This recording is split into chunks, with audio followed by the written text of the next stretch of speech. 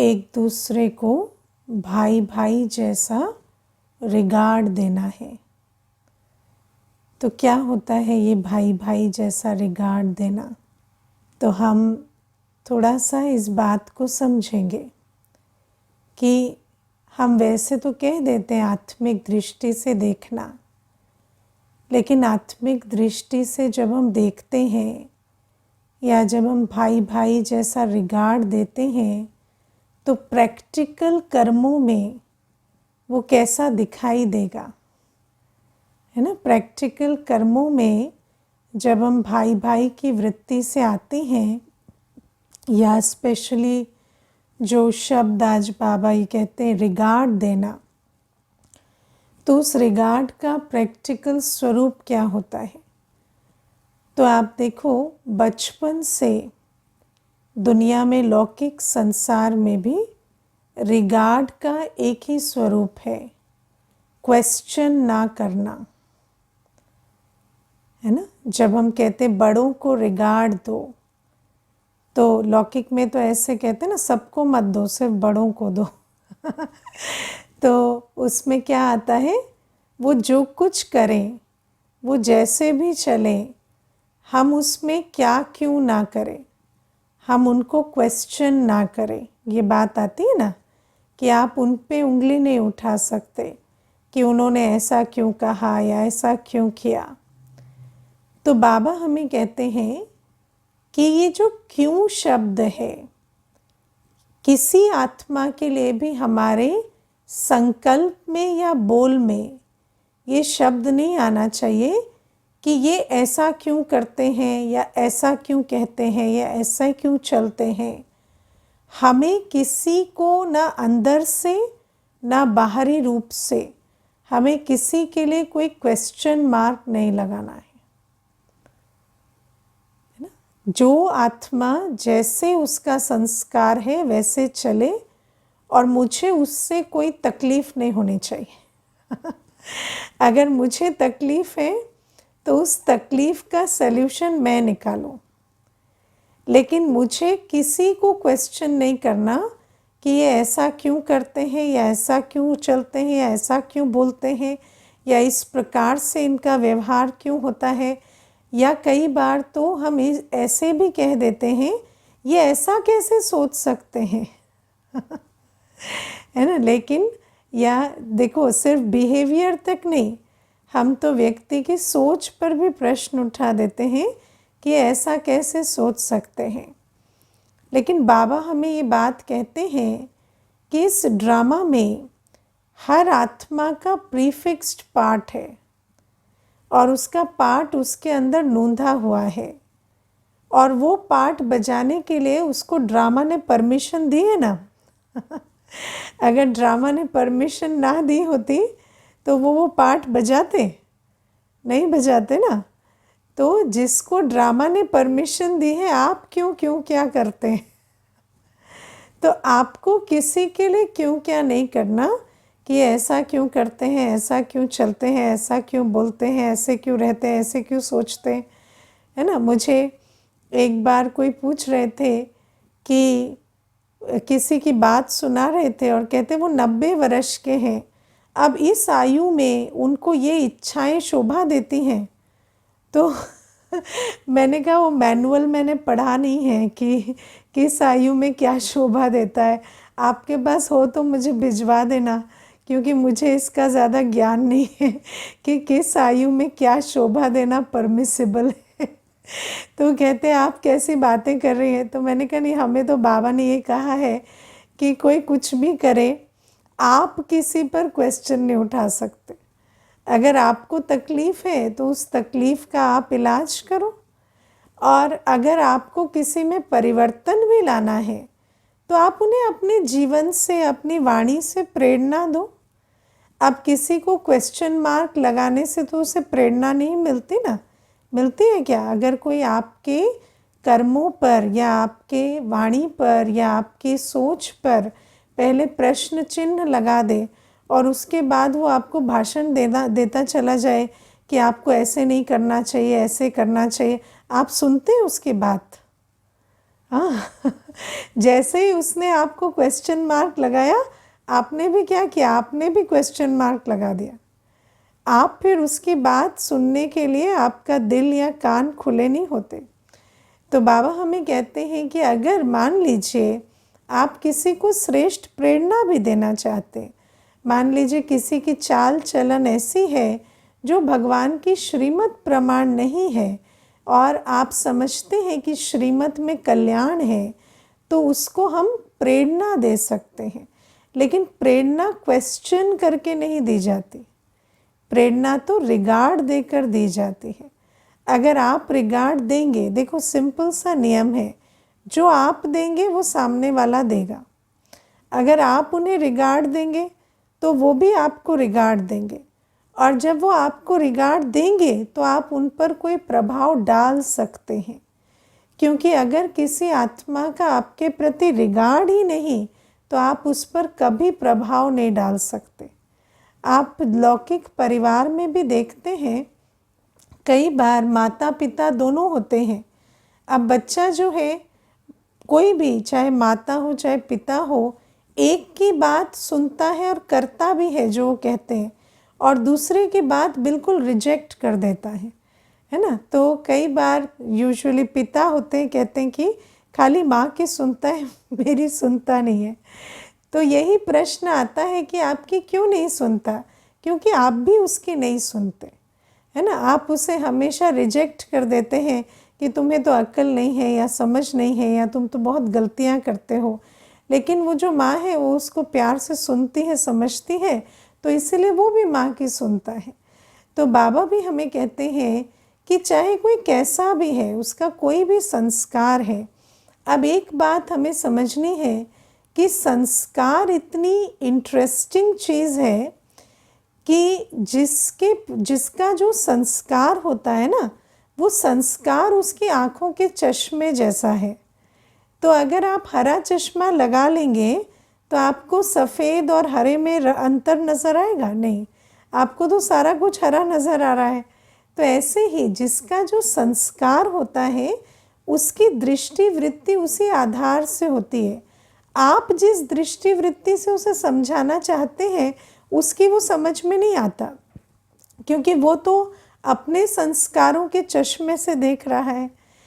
तो इसीलिए बाबा हमें कहते हैं कि किसी भी आत्मा को हमें क्वेश्चन नहीं करना है, और ये बाबा हमें किसी और के कल्याण के लिए नहीं कहते। बाबा हमें जो भी शिक्षाएं देते हैं, चाहे उन शिक्षाओं का संदर्भ कोई संबंध होता है, कोई परिस्थिति होती है, लेकिन वो शिक्षा हमारे अपने कल्याण के लिए होती है। तो ये भी शिक्षा बाबा हमें क्यों देते हैं? क्योंकि जिस आत्मा की बुद्धि में सारे दिन इसके लिए क्वेश्चन मार्क, उसके लिए क्वेश्चन मार्क, तीसरे के लिए क्वेश्चन मार्क चलेगा, क्या वो बुद्धि कभी फुल स्टॉप पर आएगी? वो बुद्धि कभी फुल स्टॉप पर नहीं आ पाती है। और सारे दिन इसके प्रति या उसके प्रति किसी भी बहाने से, लेकिन अगर बुद्धि सारे दिन क्वेश्चन मार्क में घिरी रहती है तो फिर उस आत्मा को, अपनी बुद्धि को फुल स्टॉप में लाकर बाबा को याद करना बिल्कुल इम्पॉसिबल है। इसलिए बाबा कहते हैं हर आत्मा को, चाहे वो कोई भी कर्म कर रही है, कैसे भी है, आप समझो कि वो ड्रामा अनुसार, अपने पाठ अनुसार या अपने संस्कार अनुसार कर रही है, और मुझे उसको क्वेश्चन नहीं करना। लेकिन और सिर्फ ऊपर से नहीं, आपको अंदर से क्वेश्चन नहीं करना। आपको अंदर ये होना चाहिए कि वो जो पाठ बजा रहे हैं वो उनका पाठ कल्प कल्प का है, उसमें मेरा कुछ नहीं जाता है। तो ये आपके अंदर इतनी शांति और इतनी फुल स्टॉप की स्टेज ये धारणा लाएगी कि आप किसी का भी पाठ देखते हुए अपने आप को फुल स्टॉप में रख बाबा की याद में रहे, अपना पाठ ठीक से बजा सकेंगे। और इसमें जो दूसरी बात वो ये आती है कि ये हम जो सभी इकट्ठे एक रंगमंच पर हम जब पाठ बजाते हैं, और आप अगर किसी को क्वेश्चन मार्क लगाते हैं किसी के पाठ को, तो सिर्फ एक क्वेश्चन पे वो बात ख़त्म नहीं होती, क्यों की तो क्यों लग जाती है ना, फिर आपका मन बुद्धि उन्हीं संकल्पों में सारे दिन घिरा रहता है, ये ऐसे क्यों, वो वैसे क्यों, ये रॉन्ग है, इनको ऐसे नहीं करना चाहिए, और वही जजमेंटल थॉट आपके अंदर चलती रहती है। तो बाबा हमें ये शिक्षा देते हैं। अब इससे जुड़ी कुछ और बातें भी मेरे मन में आ रही थी।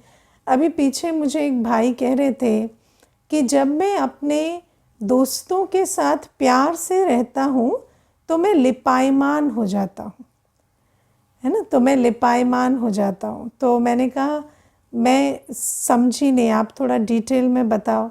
तो कहते हैं जैसे अगर मैं उनके साथ प्यार से चलता हूँ तो मुझे वही भाषा बोलनी होती है जो वो बोलते हैं, उसी प्रकार की उनकी चाल चलन में भी मुझे पार्टिसिपेट करना पड़ता है जो वो करते हैं। तो मैंने कहा वो आप करते हैं, उसका स्नेह से कोई लेना देना नहीं है।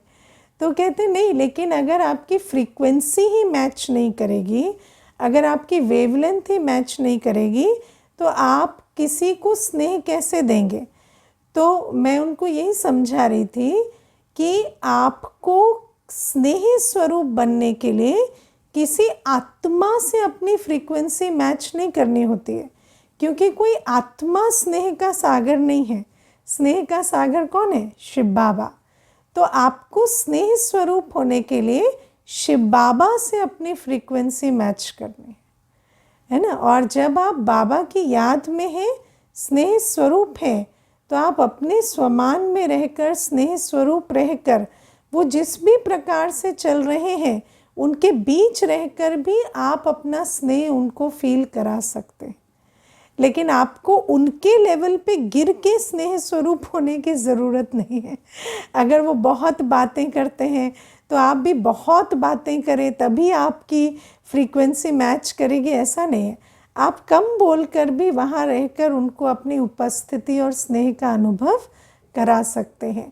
तो ये कुछ बातें हैं जो हमारे अंदर कन्फ्यूजन लाती है, क्योंकि कई बार हम सोचते हैं कि किसी से स्नेह का व्यवहार करना माना उसकी वेवलेंथ से अपनी वेवलेंथ को मैच करना। लेकिन बाबा कहते नहीं, आपको मुझसे अपनी वेवलेंथ को मैच करना है, तो हर एक को आपसे स्नेह का अनुभव होने लगेगा। तो जब हम आत्माओं के साथ चलते हैं तो हमें स्नेह स्वरूप रहना है। हमें अपनी वाणी को भी कैसा रखना है, आज बाबा ने कहा ना, हमारा हर एक बोल रतन समान हो। रतन समान माना हर एक को ऐसा लगे जैसे इनके बोल से मुझे कुछ मिला, मुझे कोई प्राप्ति हुई। और वो कब होगा?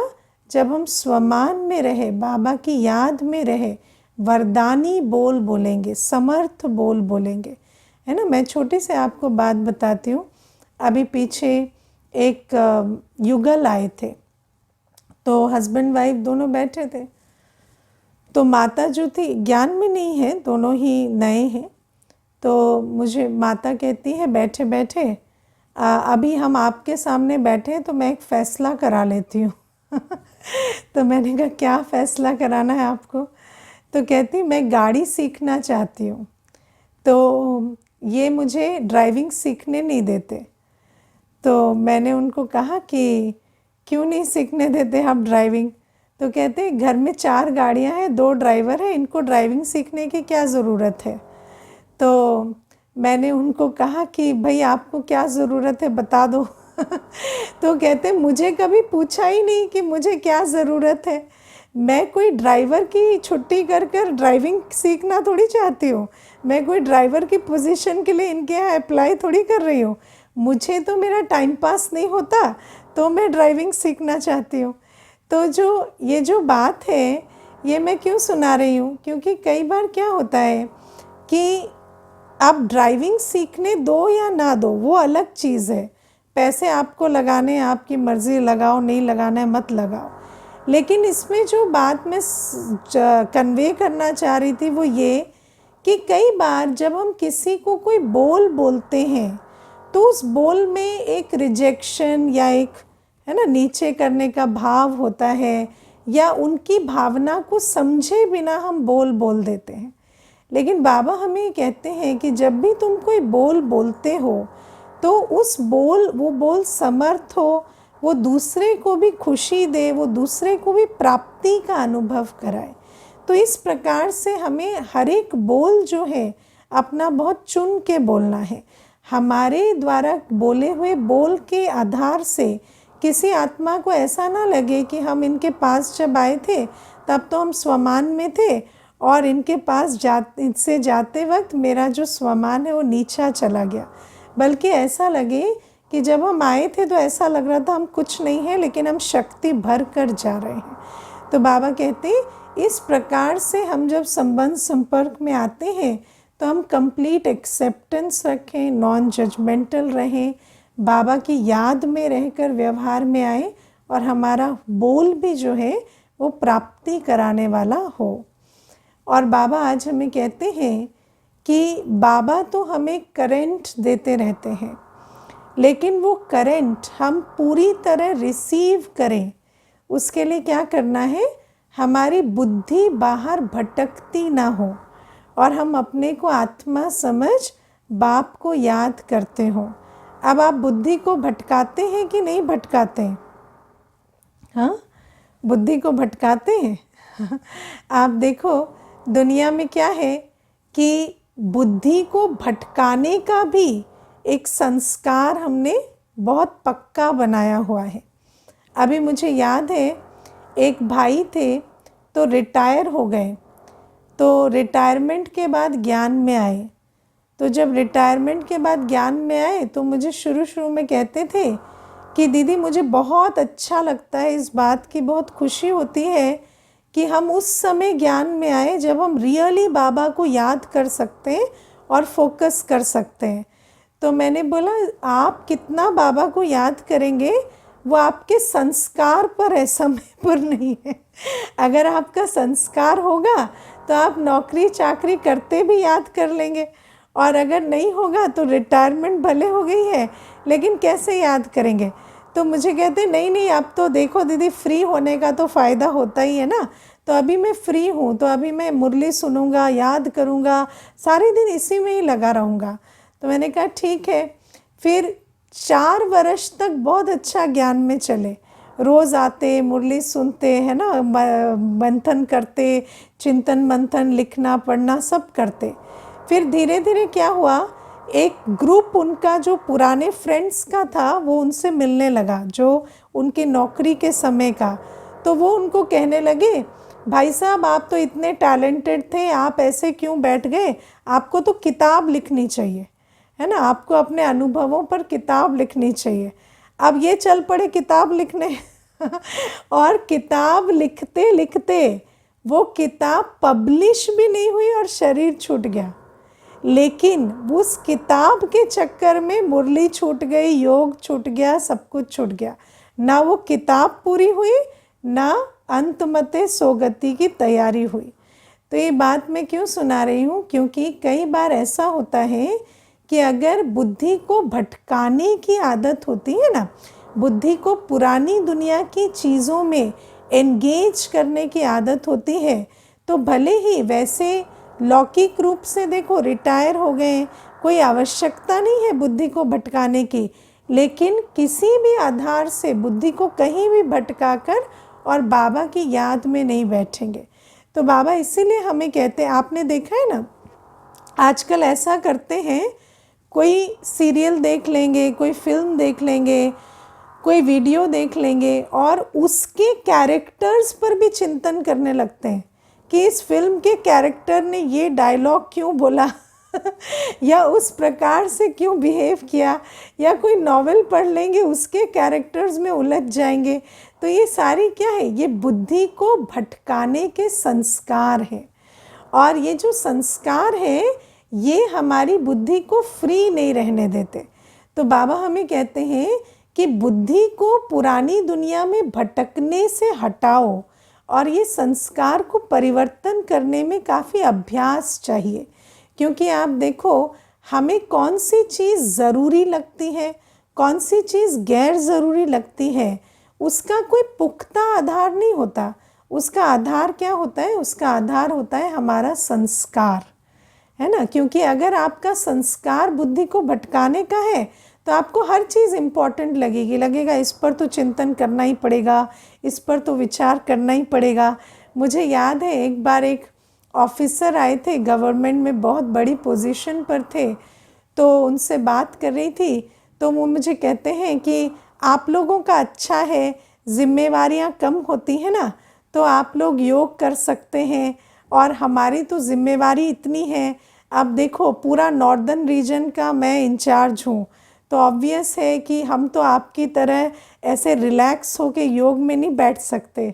तो मैंने कहा आप जो बात अपने और मेरे संदर्भ में कह रहे हैं वो तो मैं मानती हूँ कि सही बात है, मेरे पास तो इतना कोई उलझन वाला काम नहीं है, लेकिन मैं आपको ये भी बता देती हूँ कि ये जो बात आप कह रहे हैं ये संस्कार के आधार से ज़्यादा चलती है रादर देन परिस्थिति के आधार से। तो मुझे कहते कैसे, तो मैंने कहा अब देखो हमारी प्रकाशमणि दादी जी थे, है ना, 2007 में उन्होंने शरीर छोड़ा, लेकिन 2007 तक हमने ये देखा कि दादी जी चीफ एडमिनिस्ट्रेटिव हेड होते हुए, आप सोचो आप तो देश के नॉर्दर्न रीजन की बात कर रहे हैं, लेकिन वो तो सारे विश्व के सारे सेंटर्स की सारी जो जिम्मेवारी है वो उठाते थे, और छोटी से छोटी बात का भी हल निकालते थे, और उनके माथे कितना मामला था। लेकिन दादी जब सोने जाते थे 10 बजे, तो जैसे अभी कोई सामने बैठा है और वो 2 मिनट के लिए बाहर गया और आकर देखता देखता तो दादी सो जाते थे। तो इतना भी दादी स्ट्रेस नहीं लेते थे। क्यों? क्योंकि दादी को क्या, दादी बुद्धि को फ्री रखते थे, किसी भी बात को सुनते, हल निकालते, सब कुछ करते, लेकिन बुद्धि को फ्री रखते थे। और क्योंकि बुद्धि को फ्री रखते थे तो बाबा की करंट मिलती रहती, और इसीलिए जो कार्य करते भी मनुष्य जो डिस्चार्ज होता है, क्योंकि उसका बुद्धि योग पुरानी दुनिया से है, लेकिन दादी जो है कार्य करते रिचार्ज होती रहती थी। इसीलिए आत्मा को ऐसा नहीं लगता था कि अभी मुझे स्ट्रेस है, बोझ है, अभी मैं उड़ नहीं सकती, या अभी मैं बाबा की गोद में नहीं समा सकती, या नींद नहीं कर सकती। तो बाबा हमें ये बात कहते हैं कि सब कुछ करते बुद्धि को भटकाने का संस्कार खत्म करो। अब बुद्धि भटकती कैसे है? जब आप कोई भी चीज़ देखते, सुनते, या किसी भी परिस्थिति में जब आप इमोशनल होते हैं ना, तो आपकी बुद्धि वहाँ एब्जॉर्ब हो जाती है ना। लेकिन जब आप साक्षी होकर चलते हैं, साक्षी होना क्या होता है? साक्षी होना होता है ऑब्जर्व भी करना, रेस्पॉन्ड भी करना, लेकिन इमोशनल नहीं होना। आप कोई भी ना भय के, ना चिंता के, ना दुख के, ना खुशी के, है ना। कई बार क्या होता है, एक्साइटमेंट के भी संकल्प क्रिएट होते हैं या भावना क्रिएट होती है। तो जब आप सब कुछ देखते हैं, उस पर रिस्पॉन्ड भी करते हैं, लेकिन वो सब कुछ करते आप इमोशनल नहीं होते, तो आपकी बुद्धि वहाँ एब्जॉर्ब नहीं होती। और जब बुद्धि एब्जॉर्ब नहीं होती तो वहाँ से जल्दी निकल जाती है। जैसे कोई चीज़ फंसे ना तो निकल जाती है ना, लेकिन अगर आप इमोशनल हो गए तो वो बात चली जाएगी, वो व्यक्ति चला गया, वो परिस्थिति चली गई, लेकिन आपकी बुद्धि वहीं भटकती रहती है। क्यों? क्योंकि आपने वहाँ पर इमोशनल होके बुद्धि को फंसने दिया। तो बाबा हमें कहते हैं अगर इस प्रकार से हम सारे दिन साक्षी होकर चलते रहते हैं, है ना। इमोशनल कैसे ना हो, बाबा को साथ रखो। बाबा इमोशनल होता है क्या? हाँ, बच्चा रोएगा तो बाबा रोएगा साथ में। बाबा क्या करेगा? बच्चे चुप हो जाओ, चुप हो जाओ, है ना। लेकिन बाबा नहीं रोएगा, बाबा दुखी नहीं होगा। बाबा को पता है ड्रामा अनुसार इनका अभी दुखी होने का पार्ट है, फिर 2 सेकंड में चेंज हो जाएंगे।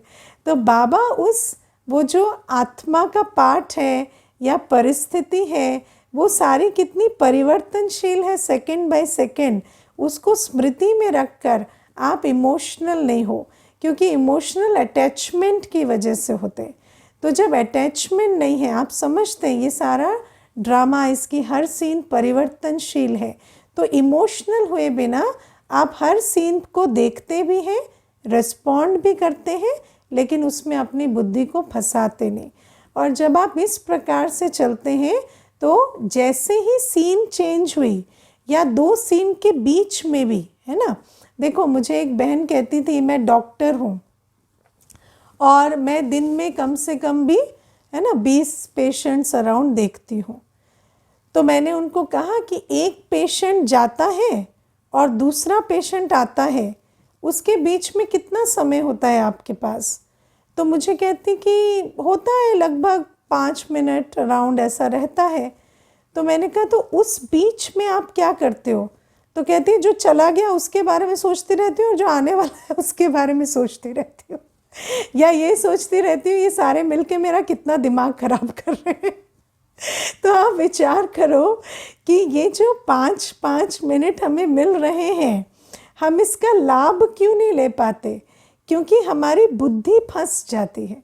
अगर हमारी बुद्धि फंसी ना हो तो हम वो 5-5 मिनट में, आप सोचो 5 मिनट कितना होता है ना। जब कमेंट्री चलती है तो 10 मिनट की कमेंट्री में अवस्था बन जाती है ना। तो विचार करो अगर 5-5 मिनट हम अपने को आत्मा समझ बाबा को याद करें तो सारे दिन के अंत में हमारे पास इतनी एनर्जी होगी कि 8-9 बजे भी किसी को बाबा का परिचय अच्छे से देकर और फिर विश्राम को जा सके।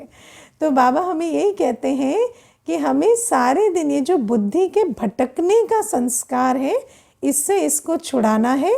और बीच बीच में जब आप कर्म योग करते, जीवन में चलते, जब बुद्धि को न्यारा रखेंगे ना तो आप आत्मा समझ बाप को याद करने का अभ्यास करते रहेंगे।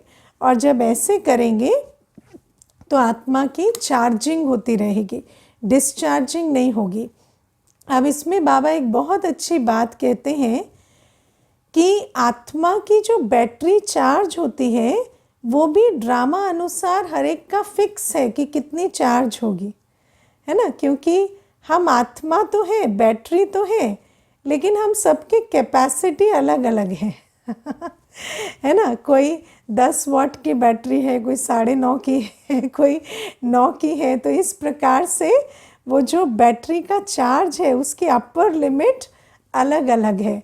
तो जब हम सब बाबा जो विधि समझा रहे हैं ना उसको अच्छी रीति धारण करें तो अपने फुल चार्ज पे आ जाएंगे। और जब हम अपने फुल चार्ज पे आ जाएंगे तो भी हम एक जैसे नहीं होंगे सब क्योंकि सब अलग अलग बैटरी है। लेकिन बाबा कहते हैं तुम्हें किसी और जितना चार्ज नहीं होना है, तुम्हें अपने जितना चार्ज होना है ना। जैसे आप देखो, छोटी सी बात है, मुझे एक बहन कहती थी कि मैं दिन में 3 क्लास भी कर लेती हूँ, जॉब भी कर लेती हूँ, घर का काम भी कर लेती हूँ, उसके बाद भी बहुत ओवर थिंकिंग कर लेती हूँ तो मुझे कहती कि इसका मतलब क्या है? मतलब मैं कोई पागल हूँ या मेरे अंदर कोई हॉर्स पावर घुसी हुई है या क्या बात है कि इतना करने के बाद मैं थकती नहीं हूँ, इसके बाद भी मैं इतनी ओवर थिंकिंग कर लेती हूँ। और कहती है आप मानेंगे नहीं, मैं बीके स्टूडेंट भी अच्छी हूँ, मैं जॉब में भी अच्छी हूँ और मैं घर का काम भी अच्छा करती हूँ, लेकिन उसके बाद भी मेरा ये हाल है। तो मैं उनको कहती कि आप तो लगता है नंबर 1 में आने वाली आत्मा है तो मुझे कहती ऐसे क्यों कह रहे हो आप? तो मैंने कहा अगर आप सब कुछ करके आप में इतनी कैपेसिटी है और उस कैपेसिटी को अगर आप बाबा की याद में लगा दें तो आप सोचो आप कितना अपने को भरपूर कर सकते हैं ना। तो हम हर एक के अंदर कैपेसिटी अलग अलग होती है। अगर आप वैसे भी देखो तो आत्मा की कैपेसिटी सोचने की, बुद्धि को लगाने की, हर एक की कितनी अलग अलग है।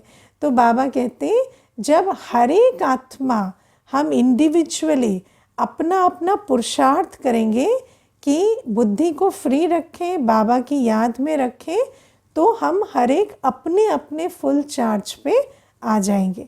और जब हम अपने फुल चार्ज पे आ जाएंगे तो हमारी जो अवस्था होगी उसकी निशानी क्या होगी? हम अपने से बहुत संतुष्ट होंगे, है ना। हमारी कर्मातीत अवस्था होगी, हम पर किसी चीज़ का प्रभाव नहीं होगा और हम अपने से संतुष्ट होंगे।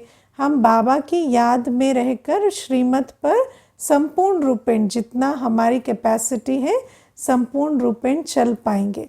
तो वो जो कर्मातीत अवस्था है इंडिविजुअल की वो अटेन हो जाएगी। तो ये बातें आज बाबा हमें समझाते हैं और प्यारे बाबा आज हमें हमारे शुभ चिंतक होने की जो ज़रूरत है वो समझाते हैं। बाबा कहते हैं आज आप देखो दुनिया में किसी के पास कितना भी कुछ हो, है ना, कितने भी रिसोर्सेज हो, कुछ भी हो, वो व्यक्ति के पास एक ऐसी आत्मा नहीं जिससे उससे सच्चा स्नेह मिलता हो, है ना, जिसे उसे सच्चा स्नेह मिलता हो। मैं आपको इसमें एक बहुत अच्छी बात बताती हूँ। एक कुमार भाई एक बार आए, है ना, तो कुमार है लेकिन उनकी जो शरीर की आयु है वो 38 हो रही थी और अच्छे जॉब में भी थे, सब था, तो लौकिक जीवन में थे। तो मुझे कहते कि मैं 38 इयर्स का हूँ और मैंने शादी नहीं की है। तो मैंने कुछ नहीं कहा। फिर मुझे कहते आप जानना नहीं चाहते मैंने शादी क्यों नहीं की? तो मैंने कहा वैसे मुझे कोई फ़र्क नहीं पड़ता, लेकिन अगर आप बताना चाहते तो बता सकते। तो मुझे कहते क्योंकि मेरे माता पिता जब मैं 18 वर्ष का था तो शरीर छोड़ दिए और मैं अकेला बच्चा हूँ और मेरे नाम बहुत प्रॉपर्टी है। तो क्योंकि मेरे नाम पे बहुत प्रॉपर्टी है तो हर एक कोई जैसे चील की तरह मुझ पर झपटने लगे जब मेरे माता पिता ने शरीर छोड़ा। तो बचपन से मुझे जैसे ऐसा लगा कि हर व्यक्ति स्वार्थी होता है और मेरा एटीट्यूड ऐसा बन गया कि जब विवाह की बात होने लगी तो जब भी मैं किसी से मिलता तो मुझे ऐसा लगता ये तो पैसों के लिए मुझसे शादी करना चाहते हैं। तो ऐसे कर करके मेरी ये उम्र हो गई और शादी नहीं हुई। तो मैंने कहा ठीक है। तो कहते नहीं पर आप मेरी बात समझे नहीं, अभी मैं चाहता हूँ मेरी शादी हो। तो मैंने कहा क्यों, अभी क्यों चाहते हैं आप शादी हो? तो मुझे कहता है कि 10 वर्ष से एक लेडी है जो मेरे घर पर खाना बनाती है, तो वो भोजन बनाती है और मैं खाता हूँ, तो सिस्टम ठीक चल रहा था। अभी पीछे क्या हुआ, एक दिन वो लेडी मुझे कहती है कि आज मेरा मन नहीं है भोजन बनाने का, तो आप जाओ ब्रेड ले आओ, दोनों मिलके खा लेंगे। तो वो कहता कि अब वो मुझे ऑर्डर दे रही है कि आप ब्रेड लेकर आओ तो हम दोनों खाएंगे। तो जब ये बात हुई तो मुझे लगा कि अब मुझे शादी करनी है, लेकिन अब मैं दोनों माइंड्स में हूँ कि एक तरफ मुझे लगता है कि शादी करनी भी है और दूसरी तरफ लगता है कि हर कोई ऐसा धोखा देने वाला है। तो आप देखो कि बाबा हमें आज कहते हैं कि मनुष्य के अंदर ये कैसी भावना आ गई है ना कि हर व्यक्ति के अंदर स्वार्थ है, और क्योंकि ये उसका अनुभव इस प्रकार का होता तो किसी के साथ भी किसी आत्मा के साथ भी उसको स्नेह का या समीपता का अनुभव नहीं होता है। तो जब वो भाई आए उसके बाद वो ज्ञान में चलने लगे, और जब ज्ञान में चले तो आज उनको ना शादी की आवश्यकता पड़ती है, ना उनको कोई ऐसा लगता है कि मेरे जीवन में कोई कमी है। और वो हमेशा कहते हैं जो सच्चा, जो ऑनेस्ट ट्रू लव मैं ढूंढता था वो मुझे बाबा से मिला और बाबा के घर से मिला।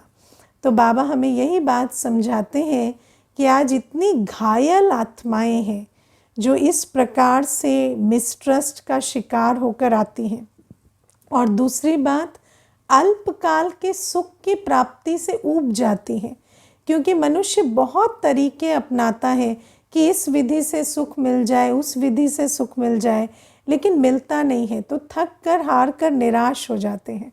तो बाबा कहते हैं ऐसी आत्माओं को जब वो आपसे मिले तो आपकी अवस्था इतनी अच्छी हो, ऐसी शुभ चिंतक वाली हो, जो उनको ऐसा लगे कि आज तक हम जो ढूंढ रहे थे वो हमें इनके द्वारा प्राप्त हो गया। तो लेकिन ऐसी अवस्था बनाने के लिए आपको जिम्मेवारी लेनी पड़ेगी, और बाबा ने हमें 3 शब्द बताए ना, जो स्वचिंतन करेगा वो शुभ चिंतन करेगा और शुभ चिंतक बनेगा। तो किसी भी और आत्मा के प्रति परचिंतन या किसी परिस्थिति का परचिंतन ना कर एक बाबा की याद में रहे, हमें अपनी वाइब्रेशंस को इतना प्योर और लवफुल बनाना है कि कोई भी आत्मा आए तो वो जो इतनी घायल होकर आई है उसको आराम मिल सके। अच्छा, ओम शांति।